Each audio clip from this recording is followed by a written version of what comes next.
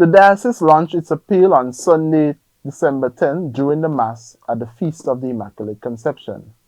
The appeal is asking parishioners to make a pledge as a direct response to funding agency diverting funds to other countries, as Grenada is no longer considered a poor country, but a middle-income country.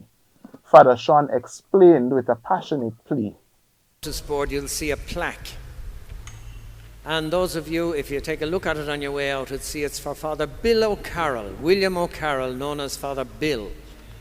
And the older ones among us will remember what Bill was famous for. He was famous for raising money.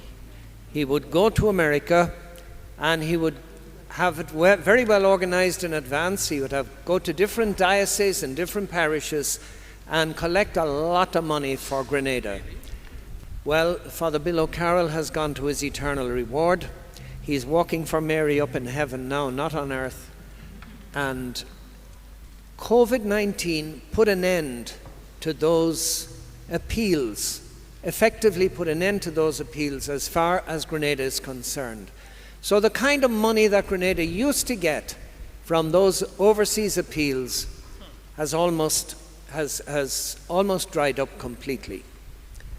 As well as that, for projects, I remember we used to be able to write to Adveniat and write to different agencies, Throcra in Ireland, and get money for projects, for a new vehicle for the parish, for this and for that. Money, I remember, for the cathedral, building the cathedral. Overseas countries and overseas agencies were very, very generous. But nowadays, we are being told that Grenada is not a poor country. Grenada is a middle-income country. And those aid agencies, what they're giving now is almost nothing. And the result is that we are suffering here. Our parishes are suffering. While the pledge will be for diocesan use, two ministries which will benefit from the pledge are youth and catechetics. Ministries that touch me the most as a parish priest are catechetics and youth.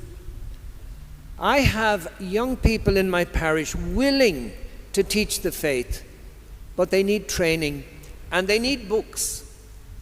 And the books that are available are the same books that were there in the days of Muriel Welch and Sister Gracie and Sister Angela. And they're hardly legible now. They've been reproduced. They were run off on a Gestetner machine in those days, and Cathy Ann reproduces them, and they're almost illegible. And they used to have transport to go around to the different parishes and to the schools, giving refresher courses and motivating teachers. And personally, I feel that is a great loss. Because if we're not having the young people coming up well instructed, then it's also being reflected in our youth ministry. And again, those of the older ones will remember Sister Genevieve having youth conventions and youth leadership training and so many activities for youth.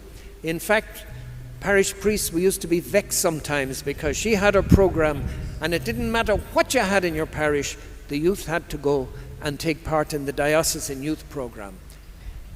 That's no longer happening, and there is no money for it. Father Sean asked all Catholics at home and in the diaspora to make a recurring sacrificial pledge for the next 12 months. For this new year that's coming, we are launching an appeal.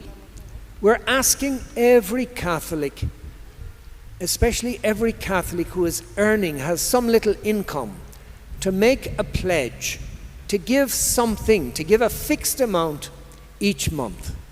The amount that you decide to give is between you and God. I'm not going to ask anybody, and no priest is going to ask anybody, how much do you give? But you, and I'm asking you to do this before you put your collection, before we bring up the gifts.